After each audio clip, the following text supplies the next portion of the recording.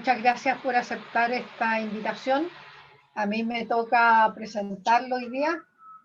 Y bueno, y para que nos hable de este tema tan relevante como es la política minera al 2050, que es un tema que ya viene trabajando hace tiempo el Ministerio a través de varias comisiones, en las cuales en nuestro instituto ha estado presente en varias de ellas, y que esperamos, ¿no es cierto?, que pueda relevar, ¿no es cierto?, la importancia de nuestro sector para la economía nacional, de cómo seguir adelante desarrollando minería en forma sustentable, por supuesto, y con las facilidades que ha tenido históricamente nuestro sector. Procedo a presentar al subsecretario. El subsecretario Edgar Blanco Ran es ingeniero civil de industrias con mención en minería y magíster en economía de minerales de la Pontificia Universidad Católica de Chile. Antes de asumir su cargo actual, Edgar se desempeñaba como intendente de la región de Antofagasta y anteriormente como Seremi de Obras Públicas de la misma región. Durante su carrera ha trabajado en la pequeña, mediana y gran minería.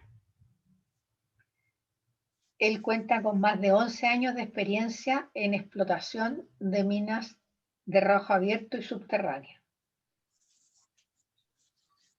Edgar es de origen antofagastino, casado y padre de 2 hijos. Adelante, colega subsecretario. Muchísimas gracias, María Isabel, por la presentación. Encantado de poder acompañarlos en esta sesión y poder contarles un poco lo que es la política y el proceso que hemos desarrollado, que, como bien decías tú, nos ha permitido de cierta forma sistematizar y ordenar qué es lo que queremos de la minería y cómo podemos hacer que nuestra actividad, todos los que estamos aquí la queremos tanto, permee, ¿no es cierto?, en el resto de nuestro país, con la importancia que tiene. Así que voy a compartirles una diapositiva para contarles un poco de dónde partimos, de qué se trata, cuál ha sido el proceso, qué es un poco lo que estamos, ¿no es cierto?, sistematizando para poder tener como resultado, y después, ideal, si les parece a ustedes, abrimos la conversación y interactuamos un poco en medio de estos temas que vamos a poner sobre la mesa.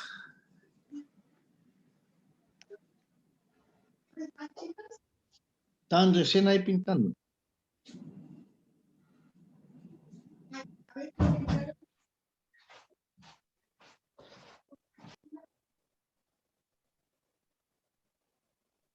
¿Me podrían confirmar si ven la presentación, por favor? Sí, se ve. Se ve muy bien. Ya, perfecto. Entonces, vamos a partir un poco con el cuento de la Política Nacional Minera 2050. Teniendo 2 ejes principales que nos movilizan un poco hoy día. El primero, por supuesto, la reactivación de la economía en Chile. Cuando se partió con la Política Nacional Minera no teníamos el escenario que tenemos hoy en nuestro país. Yo me acuerdo, yo estaba como intendente en la región de Antofagasta cuando llegaron a contarme la política. Y teníamos otro pensamiento, estábamos preocupados de otras cosas, y hoy día la realidad nos hace un poquito seguir acomodándonos y viendo qué es lo que esperamos de la actividad para el futuro. Y también uno de los escenarios que estamos enfrentando hoy día, y que sobre todo nuestro viceministro está muy interesado, es ver cómo a través de la minería participamos en la lucha mundial contra el cambio climático, entendiendo que hay 2 ejes principales que nos ayudan a combatir el cambio climático, por una parte las energías renovables no convencionales y por otra la electromovilidad. Y en ambos casos el uso y la intensidad de uso de minerales es muy grande, y lo que queremos es que nuestro país sea el país que va a poner esos minerales en el mercado para poder apoyar la lucha contra el cambio climático. Chile es un país minero, 100%, nadie de nosotros tiene dudas. Chile es un país minero y va a seguir siendo un país minero. Chile ha sido un país de hace mucho tiempo dependiente de recursos naturales y también lo va a seguir siendo en el futuro. La gracia y algo que abre un poquito la conversación es ver cómo podemos aprovechar la riqueza que tiene nuestro país para poder ir desarrollando nuevas actividades que, por cierto, van a estar relacionadas con la actividad matriz que tenemos, que es la minería. Como ejemplo, algunos números, aparte de, ¿no es cierto?, todos ustedes saben, tenemos el 58% de nuestras exportaciones en valor están asociadas a la actividad minera, el 6% de la recaudación fiscal del año 2020 estuvo relacionado con la minería, un 12% del Producto Interno Bruto del país está relacionado con la actividad minera, y si ese Producto Interno Bruto lo vamos y lo analizamos en las regiones del norte donde hay más actividad, esto es aún incluso más grande. Pero desde el punto de vista de las reservas, tenemos el 21% de las reservas mundiales de cobre y el 57% de las reservas mundiales de litio, dos de los minerales más importantes para la lucha contra el cambio climático que les comentaba hace unos minutos atrás. Y por eso decimos que el futuro del mundo requiere estos minerales y queremos ser nosotros como país quien los vaya a poner en el mercado. Somos líderes mundiales, ¿no es cierto? Y debemos seguir transitando no solamente en un liderazgo de producción, sino que también teniendo un rol importante en el desarrollo social, económico y ambiental de nuestro país, porque queremos que la actividad minera como actividad principal también sea una actividad sustentable en el tiempo. Y por supuesto, yo lo he dicho muy fuerte, la minería va a ser el carro que va a impulsar la economía chilena hacia la recuperación, ¿cierto? En el momento en que más la necesitamos, y por eso estamos trabajando muy fuerte para que así ocurra. Y somos conscientes y tenemos, ¿no es cierto?, sobre la mesa todo lo que está pasando en nuestro país en este minuto, pero aún así tenemos la esperanza y la fe de que trabajando todos los sectores podemos contribuir para que nuestra minería siga avanzando. En este escenario es donde nos damos cuenta, como les decía al principio, que Chile no tenía una política nacional minera.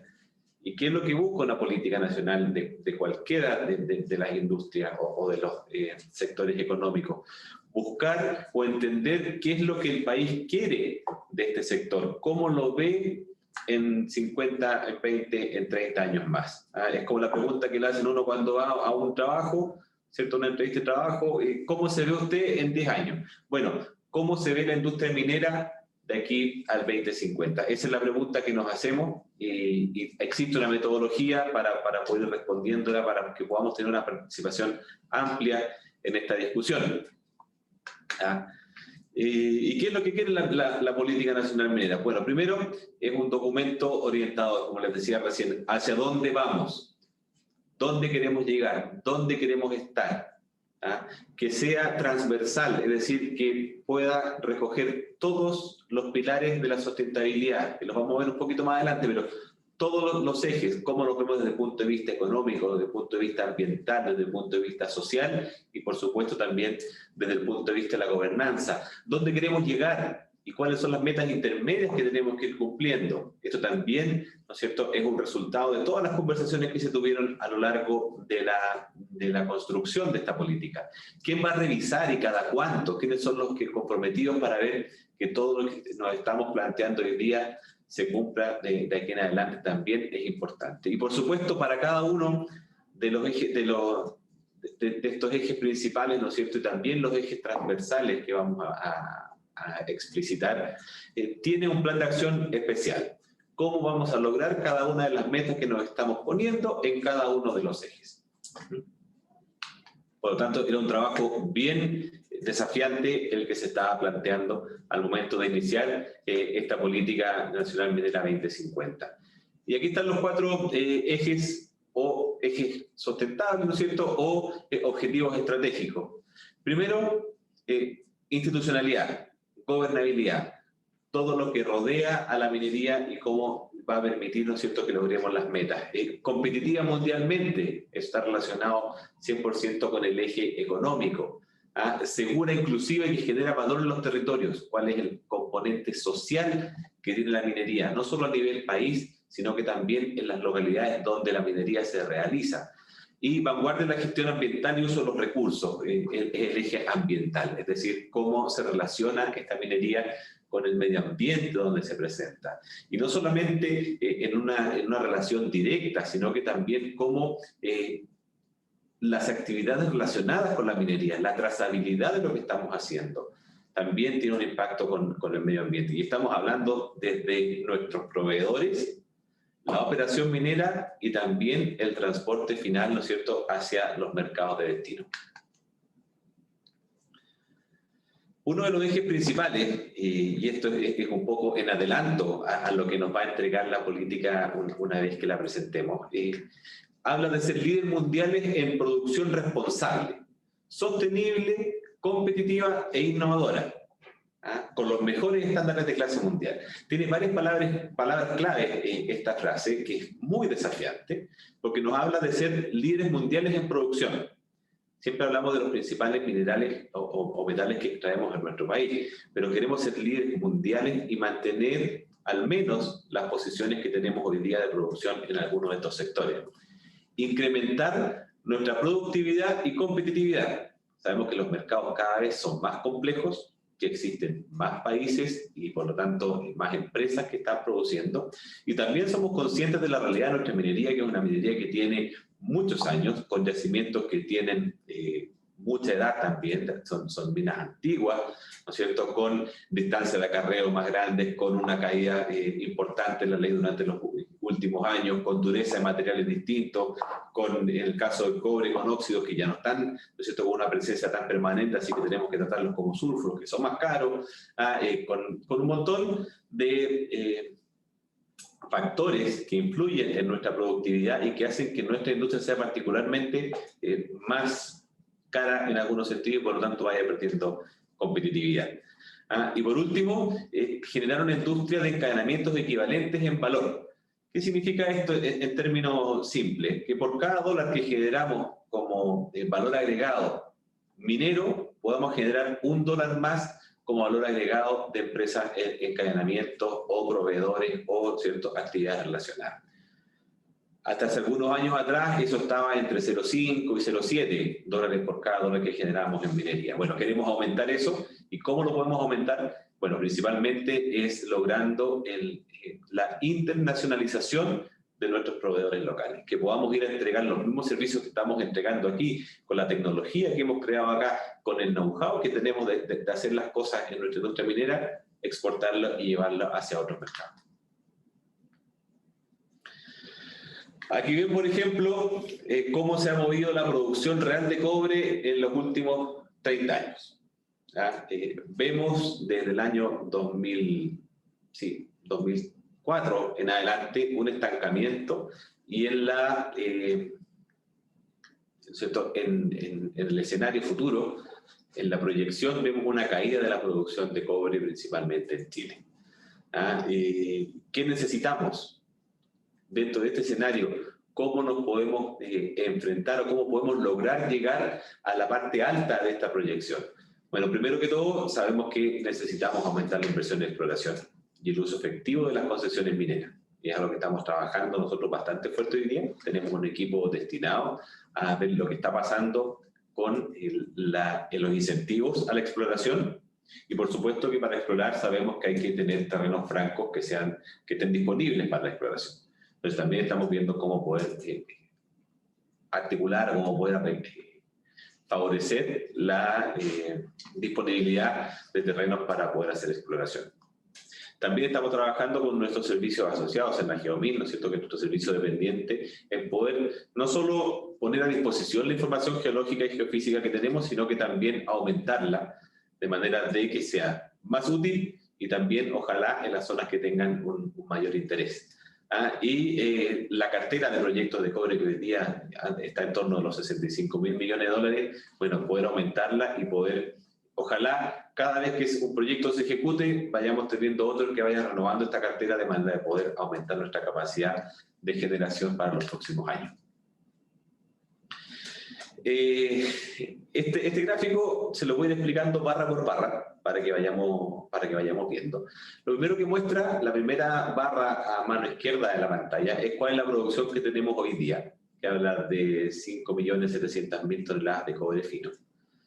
En rojo es cuánto vamos a perder durante los próximos años, producto de cierre de minas, ¿no es cierto?, porque se hacen menos eficientes, porque necesitamos mover o procesar incluso más material para poder obtener la misma cantidad de cobre fino. Y las dos siguientes vemos cómo aquellos proyectos de expansión o reposición levantan un poquito la producción. O sea, tenemos la producción actual, después cuánto perdemos y después cuánto recuperamos. ¿Ah? Y en verde tenemos cuáles son los proyectos nuevos que nos puedan llevar a aumentar nuestra producción, que no están relacionados con operaciones actuales. Eso al 2030 nos posicionaría en los 7 millones de toneladas. De ahí en más, los escenarios son muy variables. Sabemos sí que vamos a perder cerca de 1 millón de toneladas más producto del envejecimiento y enrollecimiento de las operaciones y que también vamos a necesitar cierto número de proyectos de reposición o expansión para poder mantener, incluso estar un poquito más abajo de lo que tenemos al año 2030. Pero de ahí en adelante, al 2050, tenemos distintos escenarios. ¿Y por qué analizamos esto? Porque nuestra oferta es una parte de la ecuación. Pero hemos visto, y se ve reflejado en el precio, que la necesidad de cobre a nivel mundial va en aumento y que el mercado que hoy día, ¿cierto?, nos tiene con un 25% de participación mundial, de aquí en más, estos 25 millones de toneladas que se consumen año a año puede aumentar muchísimo y nuestro desafío es ver cómo podemos lograr al menos mantener la participación de mercado que tenemos hoy día. Y de eso hablan esos tres escenarios que están en verde a mano derecha, ¿no es cierto?, que por una parte nos hablan de recuperar los niveles productivos que teníamos al 2030, es decir, esos poco más de 7 millones de toneladas, llegar a producir el 25% de la oferta mundial a 2050, llegar al 30% de la producción mundial al 2050 y, como último escenario, poder lograr el tercio de la oferta mundial. Y sabemos que para esto tenemos, ¿no es cierto?, uno, que reponer las producciones que hayamos perdido por eficiencia.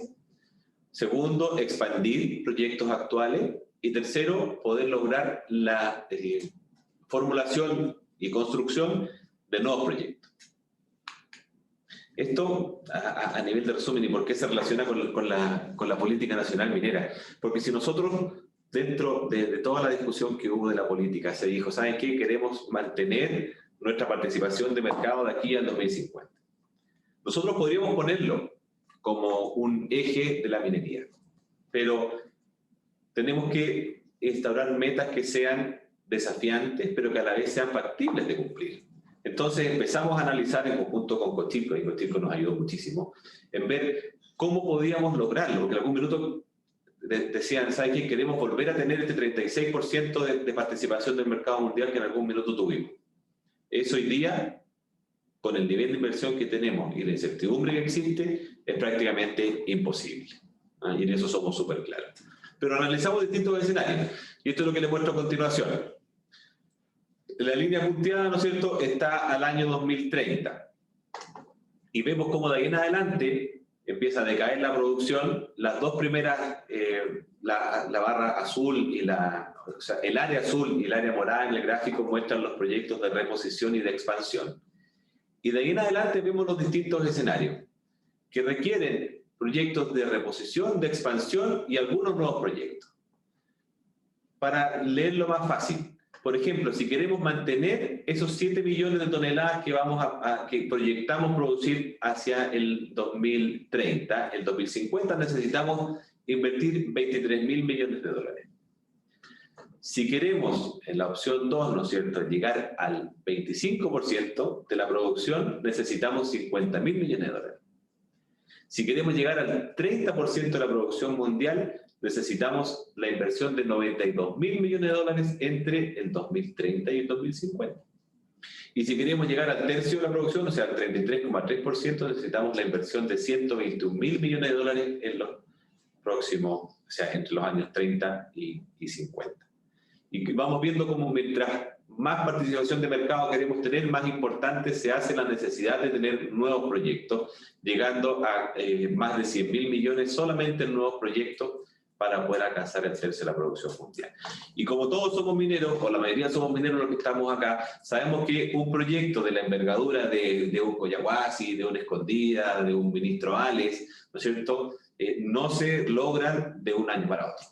Son proyectos que requieren mucha preparación, mucho tiempo, mucha exploración, investigación, ingenierías básicas, desarrollo de proyectos, construcción. O sea, de aquí, si no estamos trabajando hoy día en un proyecto con certeza de poder construirlo, en 10 años más no lo vamos a tener. Por eso es que las decisiones hay que tomarlas hoy día y debemos preocuparnos de eso hoy, y por eso que esto es uno de los principales ejes que tenemos en la política nacional minera.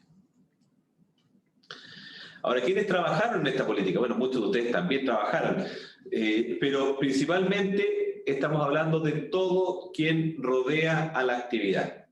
Desde las mismas empresas o proveedores, como ven ustedes ahí, los trabajadores, las comunidades, los gobiernos regionales y municipios, la academia, ¿no es cierto?, empresas nacionales y extranjeras, todos los que están en torno a la actividad minera tuvieron algún grado de participación y tuvieron la posibilidad de participar en las distintas etapas que construyeron esta política.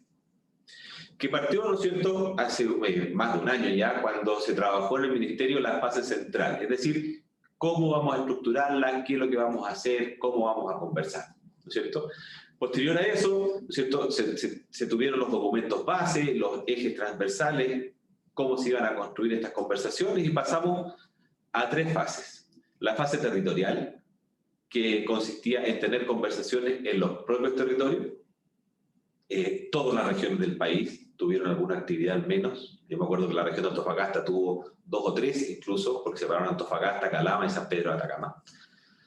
Y conversación, en ese caso, directa con los actores que están relacionados de manera directa con la minería.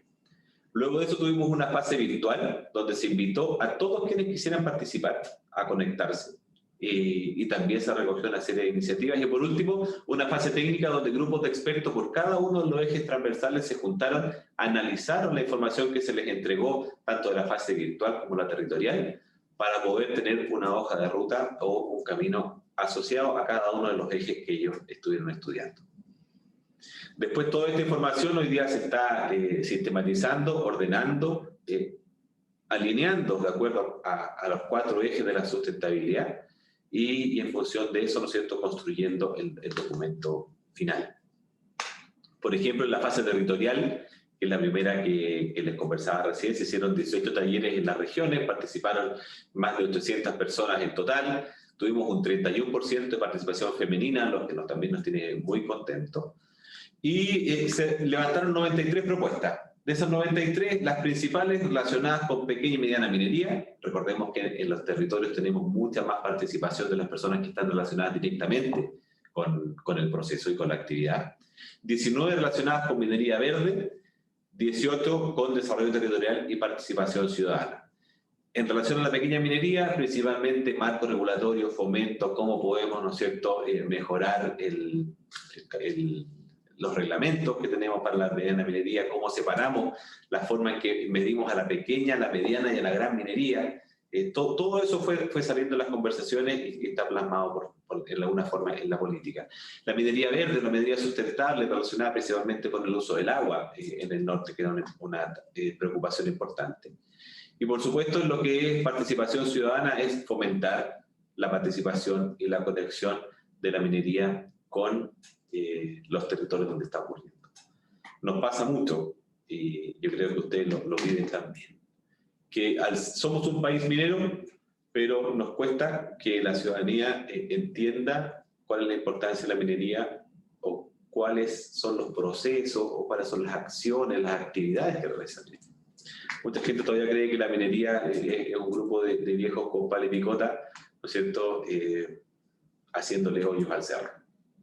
está muy lejano de la realidad que tenemos hoy día con el nivel de desarrollo, de especialización, de ingeniería que hay detrás de los proyectos para poder construirlos. Y eso, nosotros, los que estamos metidos en la industria, tenemos que ser responsables también de que permee y que se entienda por el resto de la ciudadanía. Luego de la fase territorial tuvimos la fase virtual, que duró 2 meses, donde hubo talleres a través del Zoom, que hoy día están utilizados por nosotros. En este momento no era tanto, pero se hizo la fase territorial. Y hablamos principalmente de minería verde, pero asociada en este caso a los pasivos ambientales o los relaves, ¿no es cierto? A ver cómo podíamos manejar o mejorar la huella de carbono que tenía nuestra actividad y por supuesto también los recursos hídricos. También se habló más de la institucionalidad y el desarrollo de la actividad, cómo podemos tener instituciones robustas que puedan fiscalizar, pero que a la vez sean ágiles al momento de entregar permiso. Eso también es uno de los desafíos importantes. Y el resto estuvo, bueno, se habló también de innovación y cadena de valor, de cómo llevar adelante las relaciones laborales, de cómo fomentar la equidad de género, etc. 31 propuestas se levantaron en la fase virtual. Y esta diapositiva me gusta ponerla a mí porque muestra cómo se relacionan los 4 ejes estratégicos, que le hablaba yo en un principio, que hemos ido revisando a lo largo de la presentación: la sostenibilidad económica, la social, la ambiental y la gobernanza necesaria para esa sostenibilidad. Y cómo cada uno de los ejes transversales tiene implicancias en todos estos ejes estratégicos o requiere descansar en cada uno de estos ejes estratégicos para poder llegar de buena forma, ¿no es cierto?, al objetivo final, que es fomentar nuestra actividad.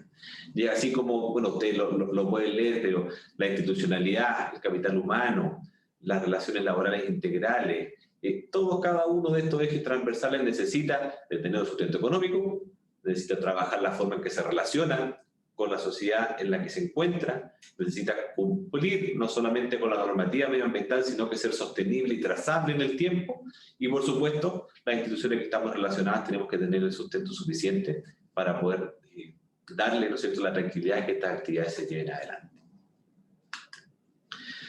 Y en función de eso, que se fue elaborando la política y que hoy día está trabajándose en cada uno de los objetivos centrales y objetivos específicos de cada uno de estos ejes principales, ¿no es cierto? Donde nos estamos poniendo metas no solamente de aquí al 2050, sino metas intermedias para ir pudiendo hacer seguimiento, incluso algunas metas que están relacionadas con temas inmediatos que queremos resolver de aquí al 2022, que son aquellas más importantes que se han planteado en las conversaciones. Pero esta política ha tenido una amplia participación, más de 3.000 personas han participado en las distintas fases. Hay propuestas que recogen necesidades de todas las regiones del país. Se realizaron más de 120 mesas de trabajo, ¿no es cierto?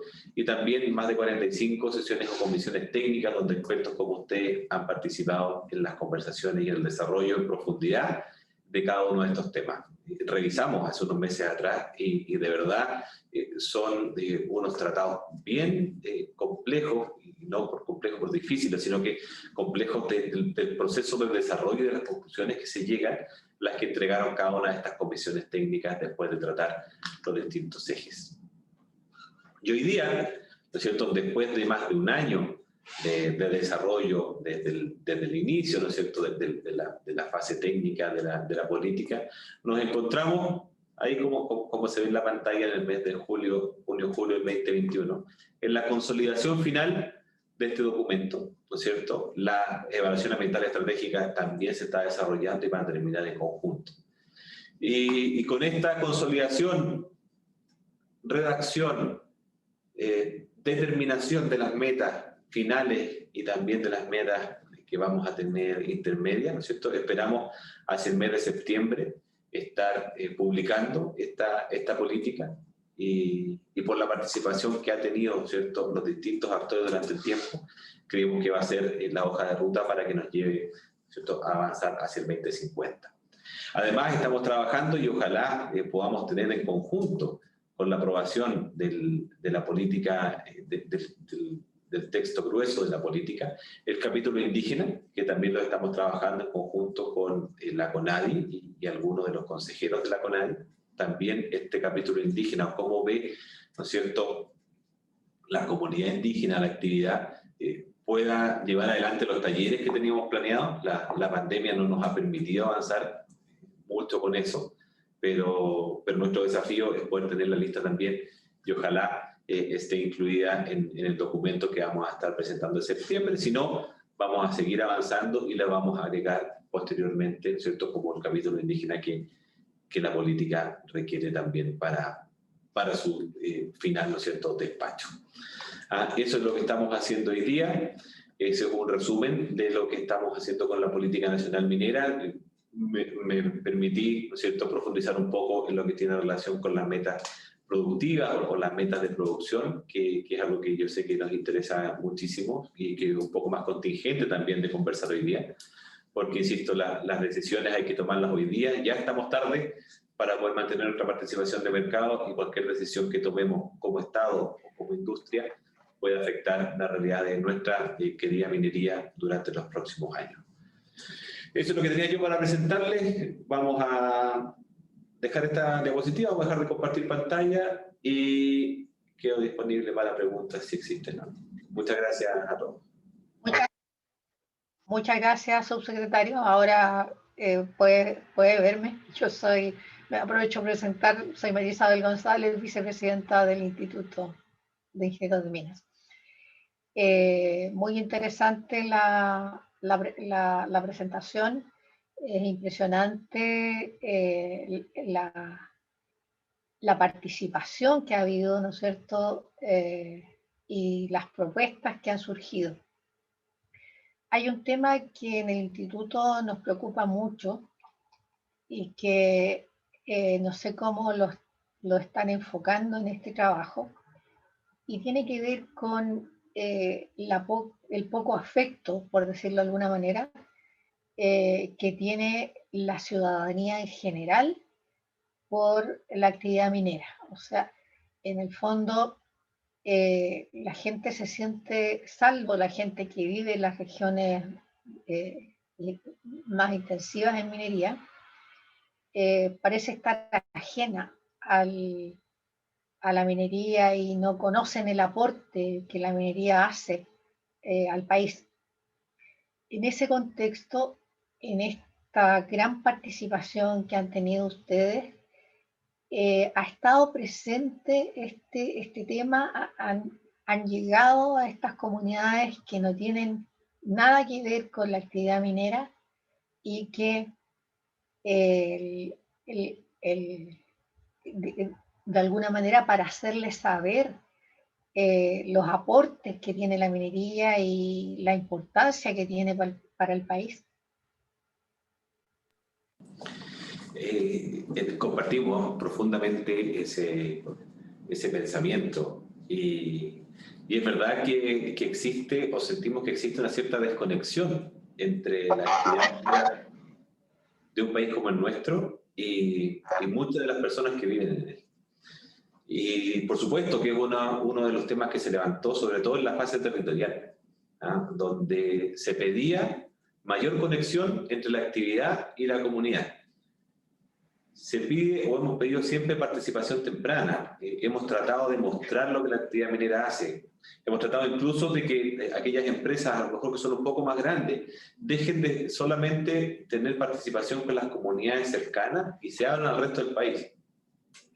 Hay muchas cosas que mostrar sobre la minería, no solamente en números de producción o de aportes monetarios al Estado.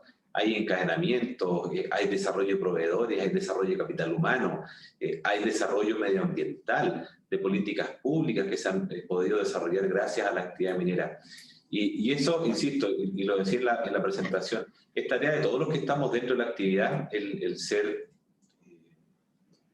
entes que transmitan, ¿no es cierto?, lo que nuestra industria hace.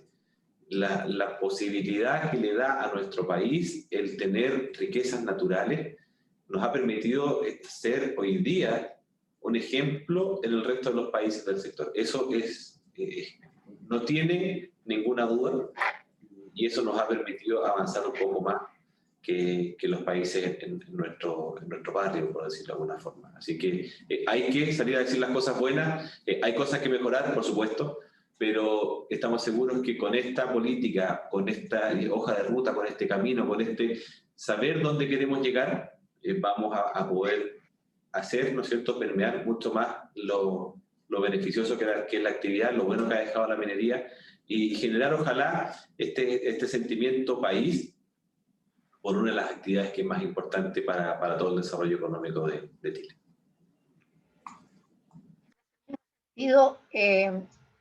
¿Cuál ha sido la reacción de las comunidades que no tienen directamente que ver con la minería respecto de este tema?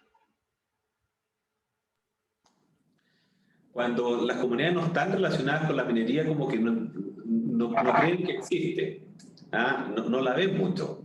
Y por eso digo que el año pasado, casi 3.000 millones de dólares fue el ingreso fiscal que estuvo relacionado con la minera. Esos 3.000 millones de dólares se ven reflejados en muchas obras que llegan a todo el país, porque no solamente quedan en aquellas regiones que son mineras, y también hay mucha minería y nosotros no nos damos cuenta que existe. Yo he tenido la suerte, desde que estoy en la subsecretaría, de poder visitar minería en la región del Maule, en la región de Los Ríos, en la región de la Araucanía, y con actividad minera importante, con asociaciones mineras que se juntan, que trabajan y postulan a proyectos y que han podido dejar un sello en el sector donde están. Pero se conocen solamente esos sectores y no ha podido ampliarse. Insisto, tenemos que hacer que todo el país entienda la importancia que la minería tiene y que todo el país entienda también que estamos donde estamos hoy día gracias en parte a nuestros recursos naturales. Yes. Nuestro colega Hans Geffert, que es además el chairman del COPER 2022, consulta, ¿cómo lograrán que sea una política nacional y no un programa de gobierno? Bueno, justamente por la participación. La participación que ha tenido la política es transversal. La invitación fue abierta y hoy día las conclusiones que tiene la política se basan en todas las conversaciones y grabaciones y transcripciones que han tenido los distintos talleres a nivel nacional. Los comités de expertos que se juntaron no son comités de expertos de un gobierno u otro, son comités de expertos del área que plantean las necesidades de la minería o las necesidades de las comunidades asociadas a su conocimiento personal y a su entendimiento. Entonces, aquí lo que buscamos es tener una política nacional, no relacionado a un gobierno o no relacionado a cierto sector. Y por lo que hemos desarrollado, por lo que he visto y por las conversaciones que hemos tenido con todos los actores, la política recoge el sentir de la mayor parte de nuestro país e, insisto, está basado en una alta participación durante los procesos de consulta. Una consulta ahora de Jorge Pedrals, que es el presidente de nuestra Comisión de Política Minera del Instituto. Él pregunta, ¿cuáles son los temas claves que el Ministerio quiere impulsar de acá al 2022? Que serán capaces de activar un nuevo círculo virtuoso que reactive la minería. ¿Cuáles son los actores claves que hay que involucrar? Nosotros estamos trabajando muy fuerte en la minería verde, porque estamos seguros que uno de los desafíos que va a tener la industria durante los próximos años es poder garantizar la trazabilidad de dónde provienen cada uno de los minerales.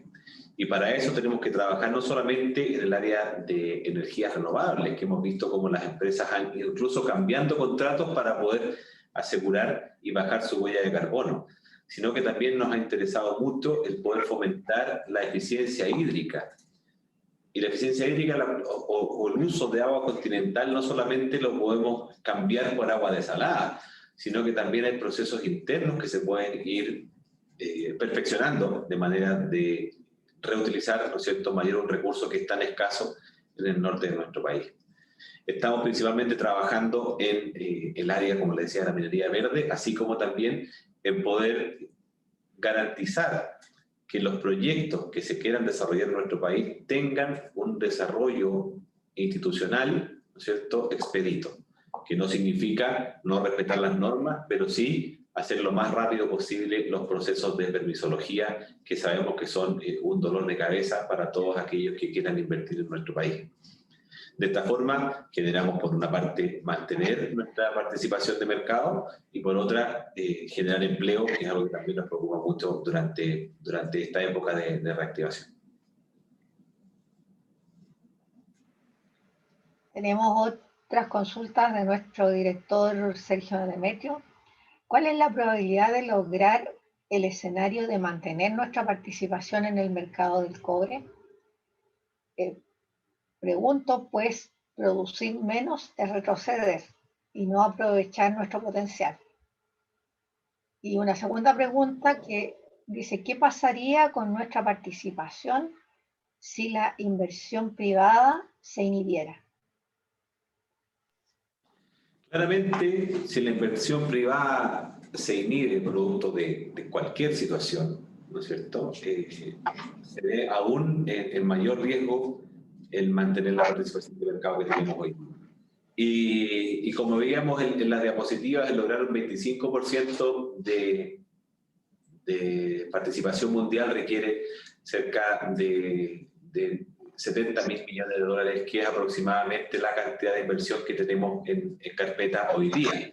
O sea, sería mantener los mismos niveles de inversión que hemos tenido durante los últimos años para poder mantener, ¿no es cierto?, finalmente nuestra capacidad productiva. Es un escenario complejo, en eso quiero ser transparente, no puedo dar una probabilidad, pero es un escenario que requiere de muchísimo trabajo para poder tener, sobre todo, de mayores territorios que sean factibles de explorar y de construir nuevos proyectos.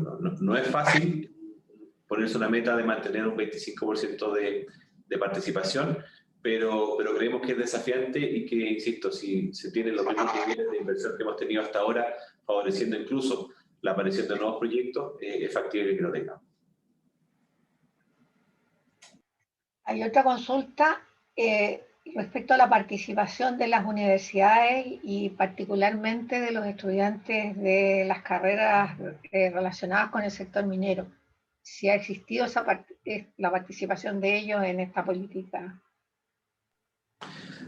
Sí hubo participación tanto de la academia a través de académicos, justamente profesores y jefes de carreras o de centros relacionados con la minería. Incluso en las últimas etapas hemos tenido algunas entrevistas con ellos.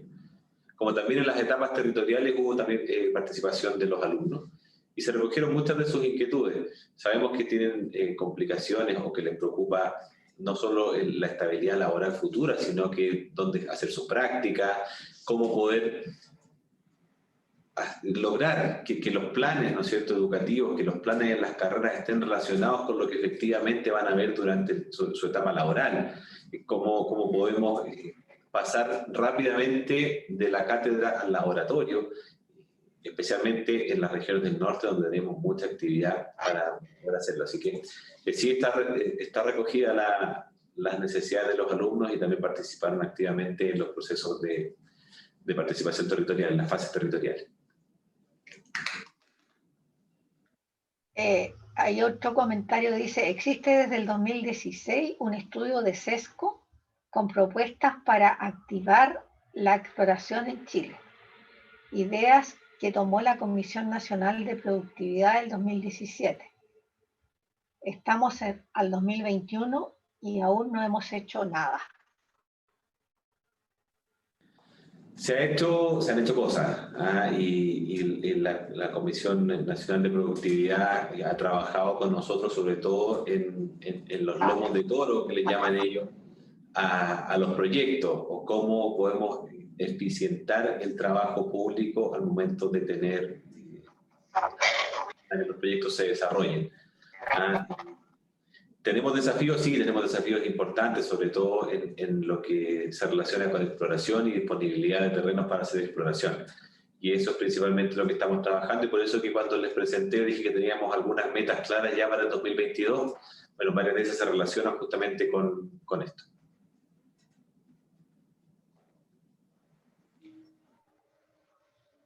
Otra consulta, subsecretario. Buenas tardes. ¿Cómo conversa la política con el royalty que está en el Congreso o con el nuevo proceso de constitución? Ambos van a afectar la política. No sé qué pensar que es primero. La política tiene metas claras, ¿ya? Y todo lo que vayamos nosotros decidiendo durante el tiempo va a afectar la meta final de la política. Eso es claro.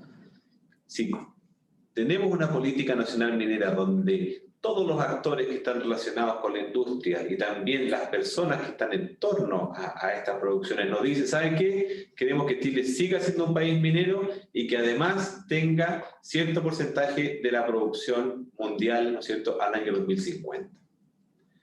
Eso es un mensaje claro para los parlamentarios, las personas que están revisando, ¿no es cierto?, la legislación, de no poner trabas para que eso se logre. También está claro que se requiere una mayor participación o relación entre la minería y las comunidades, pero ¿es realmente un royalty lo que se necesita para lograrlo? ¿Nos va a permitir un royalty mantener el millón de personas que hoy día está trabajando en relación a la minería?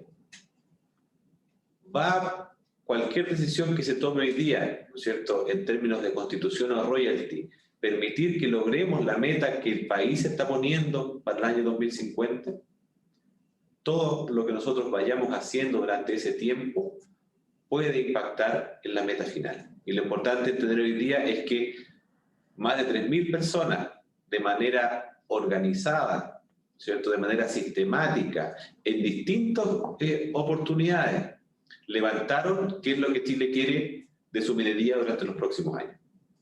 Y eso, por supuesto que lo vamos a poner como insumo al momento de tener las conversaciones, tanto de la nueva Constitución como también de las discusiones que existan sobre los impuestos a la minería. Otra consulta. ¿Ha estudiado el Ministerio las políticas de fomento de Canadá a lo largo del tiempo para promover las exploraciones y la pequeña y mediana minería para tratar de adaptarlas a Chile? Lo hemos visto, y también, como les indicaba cuando conversábamos recién, tenemos un equipo del Ministerio trabajando en herramientas para poder fomentar la exploración. ¿Ya?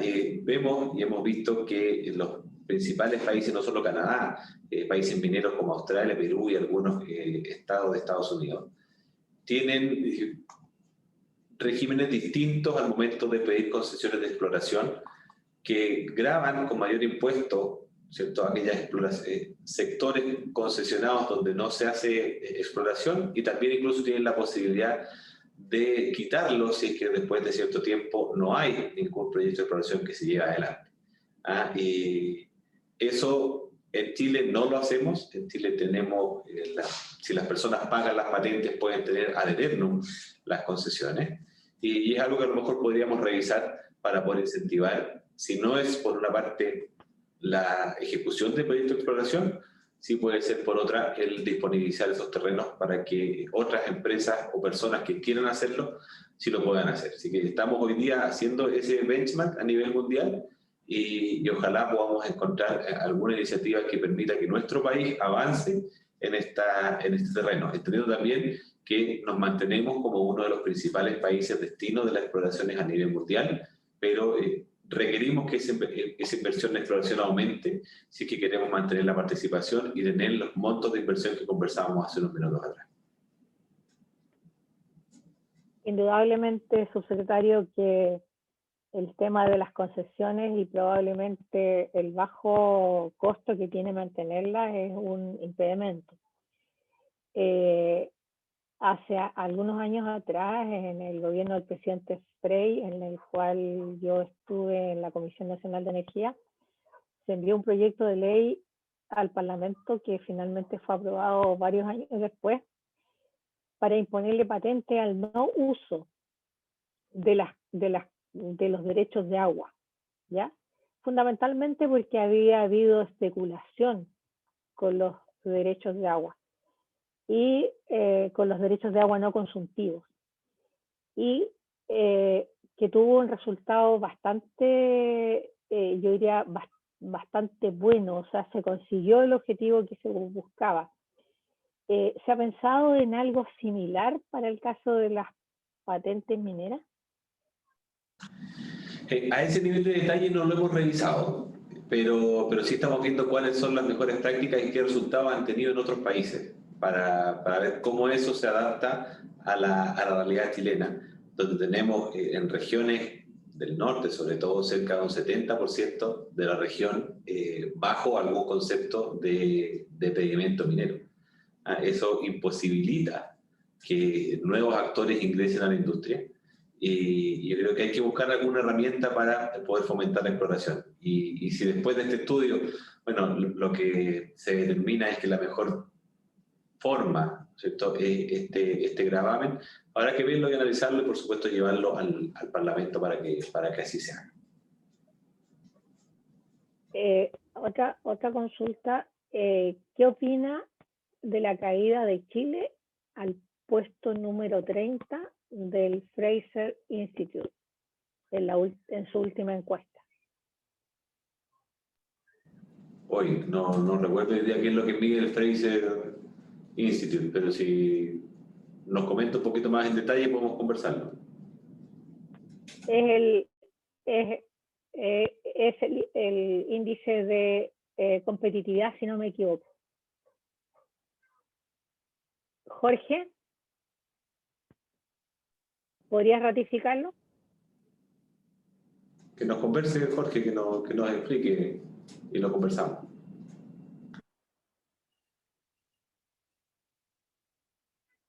Bueno, por mientras tenemos otra consulta.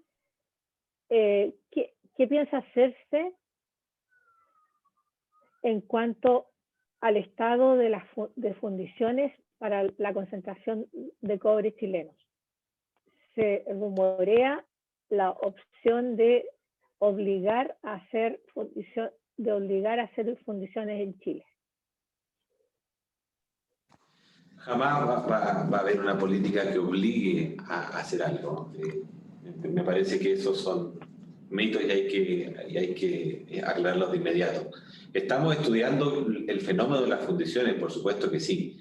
Somos un país que exporta muchísimo concentrado y el mercado mundial de fundiciones es bien curioso, porque si lo revisamos tenemos costos que pueden ser 50 veces más caros de lo que cuesta fundir una tonelada en China.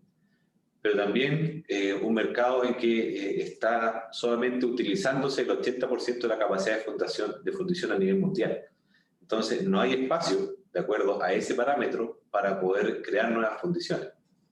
También entendemos claramente que la mayor cantidad de valor agregado que nuestra industria entrega no está en el proceso de fundición, está en el proceso de concentración.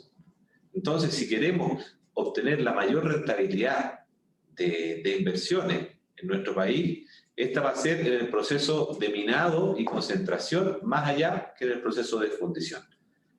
Y hoy día tenemos fundiciones en nuestro país que son fundiciones en general antiguas. De hecho, Alto Norte fue la última fundición que se construyó y tiene más de 20 años. Y de capacidad de fundición mediana, como para poder tener oportunidades de economía de escala importante. Así que estamos dándole un vistazo al negocio de las fundiciones a nivel mundial y también a nivel nacional. Hoy día no hay proyectos de fundiciones en Chile y tampoco nosotros vamos a forzar, ¿no es cierto?, a que los minerales se fundan acá.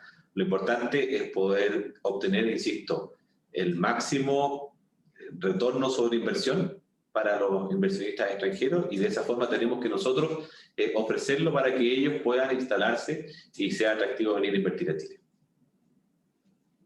Gracias. Ahora, Jorge, desactiva tu micrófono para que puedas ahondar en tu consulta. Me aprovecho de la circunstancia. Buenas tardes, subsecretario. Dos cosas. Una, el Fraser Institute hace una encuesta anualmente en el cual se mide el índice de atractivo para la inversión minera en el mundo, y eso se viene haciendo hace muchos años. Es una ONG canadiense que mide la eficiencia de las políticas públicas. Nosotros fuimos el año 2002 el número 1. Pasamos por el 2, el 3, y finalmente en la última encuesta estamos en el lugar número 30 en esta encuesta, que se hace a los principales ejecutivos mineros de todo el mundo, de cuáles creen que son los mejores lugares para hacer inversión. Eso es una cosa, y aprovecho de complementar una pregunta que había hecho antes respecto de cuáles son las medidas que está impulsando el Ministerio de Minería para reactivar la minería en Chile. Y entonces la duda que me queda cuando uno plantea como primera prioridad el cobre verde, el 50% del cobre chileno se va a China. China tiene muy clara cuál es la prioridad donde tiene el tema medioambiental. Entonces, si China tiene tan clara la prioridad ambiental en sus políticas públicas, ¿qué nos hace pensar que al tener esa primera prioridad del Ministerio de Minería, nosotros vamos a incentivar la minería en Chile? Con independencia que hay que hacer todas esas cosas, hay que ir avanzando como va avanzando el mundo, pero ¿cuál es la primera prioridad para incentivar la minería en Chile, en el mundo, teniendo presente que el 50% de nuestras exportaciones mineras se van a China?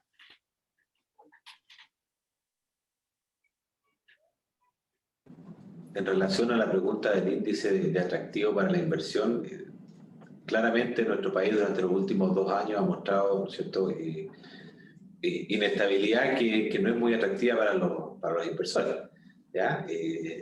Que se contradice un poco con la inversión o el lugar que tenemos en la inversión que habíamos comentado recién, relacionada con exploración. Y también con estos 65.000 millones de dólares que están en carpeta y que tienen autorización ya, un número importante de ellos, autorización medioambiental para poder construirse, y por el momento, en 1 o 2, creo que se está revisando la decisión de inversión, y el resto se ha seguido avanzando. Así que yo por ese lado creo que una encuesta a ejecutivos tiende a ser muy contingente en su respuesta, y no necesariamente habla de las políticas públicas que un país pueda tener.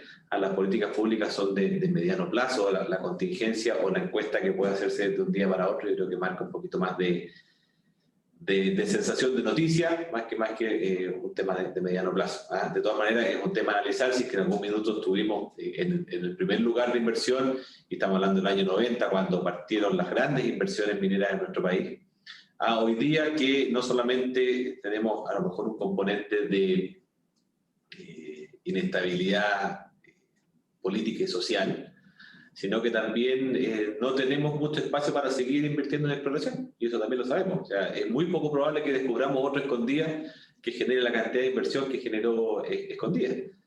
No hay espacio para hacer esas inversiones en exploración que se transformen en un yacimiento que sea intensivo en capital como los que tenemos hasta ahora. Y con respecto a los incentivos, bueno, nosotros hoy día estamos muy preocupados de poder mantener nuestra capacidad de producción. Si bien se habla que China tiene estándares o preocupaciones medioambientales distintas a las nuestras, las fundiciones, por ejemplo, en China son fundiciones continuas de cero emisión, ¿no es cierto?, con mucha mayor captación de gases de las que tenemos aquí en Chile. No nos confundamos en eso. Son procesos que, si bien se parecen mucho en tecnología a los que tenemos acá, han podido avanzar y han logrado tener eficiencias que son mayores a las nuestras. Y los desafíos que se está poniendo el gobierno chino con respecto a huella de carbono, ¿no es cierto?, también están muy parecidos a los que tenemos nosotros como industria minera, ni siquiera como país, como industria minera. Están avanzando fuertemente en energías no convencionales, están dejando de utilizar carbón, están avanzando en la venta de vehículos eléctricos, están normando la cantidad de vehículos eléctricos que se tienen que vender, incentivándolo para que se haga, y todo eso va en directo beneficio de los países productores de minerales. Es por eso que hoy día nos preocupa más el poder tener la capacidad de responder a esa demanda que vaya a dejar de existir.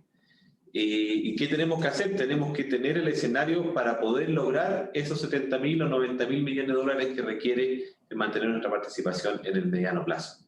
Y eso significa, desde el punto de vista de la organización o de la gobernanza, que conversábamos como uno de los pilares de la política, tener instituciones que puedan responder a los requerimientos, que sean rápidas, que sean confiables, ¿cierto? Que tengan información, que ayuden o fomenten la inversión extranjera, que podamos respetar y mantener una trazabilidad que permita que nuestros productos se puedan vender y transar afuera de la forma en que se están haciendo hoy día. Y esto va desde los temas medioambientales hasta los derechos humanos. Las normativas laborales que tenemos en nuestro país nos permiten estar a la vanguardia afuera y tenemos que salir a decirlo. Eso es algo que no lo hemos conversado. Pero hay que salir a decirlo, que el cobre que se produce en Chile es un cobre limpio desde ese punto de vista. Los minerales que se producen en Chile son minerales que cumplen con las normativas laborales, medioambientales y sociales que corresponden. Entonces no nos pueden venir a decir que nuestro cobre, nuestro litio o nuestro fierro, ¿no es cierto?, no es competitivo afuera porque no cumple con los niveles de requerimiento de sostenibilidad que las primeras economías del mundo tienen. Yo comparto la preocupación de ver cómo nos vamos a enfrentar a estos escenarios del futuro, pero las decisiones que estamos tomando todos los días pueden ir impactando en mayor o menor medida lo que pase con nuestra actividad durante los próximos años. Gracias, subsecretario. Una última consulta. ¿Cuál es la visión del Ministerio en cuanto a la ingeniería y la construcción de nuevos proyectos y su relación con la política nacional?